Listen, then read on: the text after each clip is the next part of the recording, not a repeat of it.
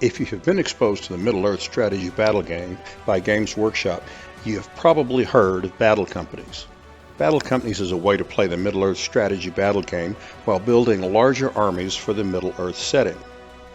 Just as important, you create a storyline that is separate or possibly tied to the main story arc.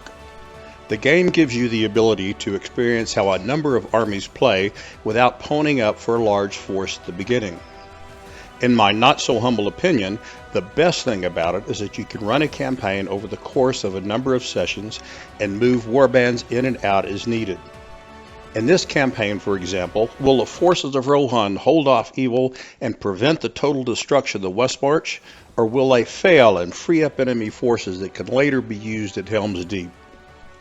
I think that every good narrative needs a map so that you can visually place the events and locations in a campaign.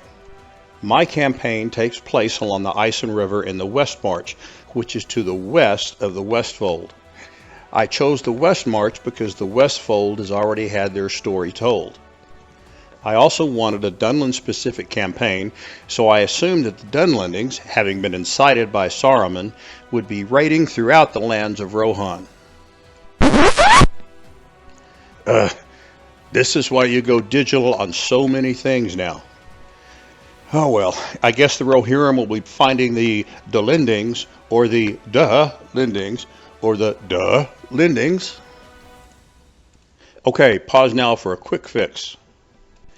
This map was constructed with Campaign Cartographer 3 using the Pete Finland style from the 2008 annual, which is reminiscent of the Lord of the Rings maps I have seen. I wanted a hex grid because I am a traditionalist, and I hope to use the map later for a larger War of the Rings campaign. A lesson I learned from doing the map was that I made a mistake in drawing the map and then placing the grid on it. The process really should have been reversed so I could make corrections. I pulled the original map from readily available images on the internet and used that for my base.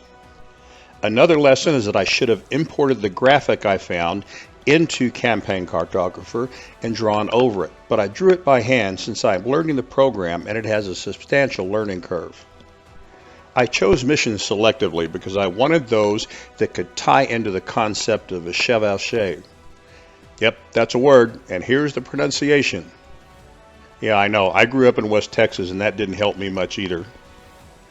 Essentially, the idea is to conduct a series of raids that will pillage soft targets or destroy villages to weaken the enemy and their resolve and degrade their war-making ability. The setting is perfect for battle companies.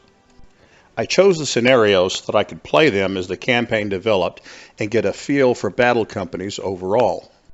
This way I can shape the narrative of the campaign while playing different scenarios.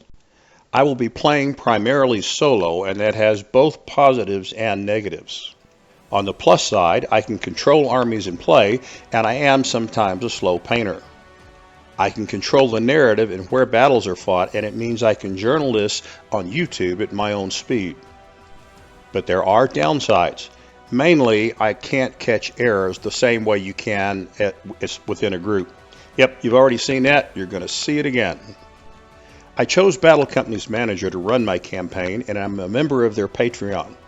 Although it has a number of unexpected quirks, such as having to enter data for each weapon or warrior due to Games Workshop's intellectual property rights, it's a well-done web program that I don't want to do without.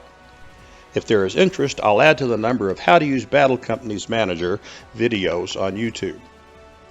So here's the plan. This video explains how I set up the campaign and how I plan on running it.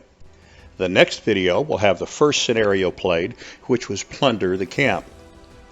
My intent is to document the games in as entertaining a way as possible. I don't want to stretch out a short video to meet arbitrary time limits, so I will do my best to keep them under 10 minutes. Please let me know how I can improve the presentation or content or any other recommendations you might have. For now, on to war.